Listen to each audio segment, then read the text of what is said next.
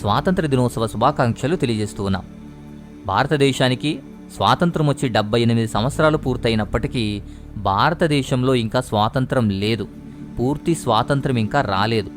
78 సంవత్సరాలకు మించి ఉన్నటువంటి ఈ స్వాతంత్రం కేవలం రాజకీయ స్వాతంత్రం మాత్రమే. స్వాతంత్రం వచ్చి 78 సంవత్సరాలైనా అది కేవలం రాజకీయానికి మాత్రమే పరిమితమైంది. రాజకీయ స్వాతంత్రాన్ని మాత్రమే పొందింది.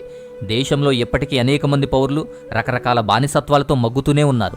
ఇంకా అనేక మందికి స్వాతంత్రం లేదు, స్వేచ్ఛగా బ్రతకడం లేదు, స్వాతంత్రం అంటే అర్థం కూడా తెలియనటువంటి పరిస్థితుల్లో ఉన్నారు.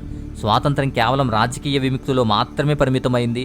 సామాజిక పరమైన, ఆర్థిక పరమైన, సాంస్కృతిక పరమైన స్వాతంత్రం ఇప్పటికీ దూరంగానే ఉంది. రాజకీయ స్వాతంత్రం మాత్రమే సాధించాం. 1947లో భారతదేశం బ్రిటిష్ వలస పాలన నుంచి, యొక్క బానిసత్వం నుంచి విముక్తి పొందాలని ఎంతోమంది ప్రయత్నం చేసి పోరాడి భారతదేశానికి స్వాతంత్రం రప్పించారు. అది కేవలం రాజకీయ విముక్తిని మాత్రమే సాధించింది. రాజకీయానికి, అధికార బదిలీకి మాత్రమే పరిమితమైంది స్వాతంత్రం. ఇది నేను ఇప్పుడు చెప్తున్న మాట కాదు, ఆనాటి వాళ్ళు కూడా చెప్పారు. డాక్టర్ బిఆర్ అంబేద్కర్ అప్పుడు ఒక మాట అన్నారు, మనం రాజకీయ స్వాతంత్రాన్ని సంపాదించాం,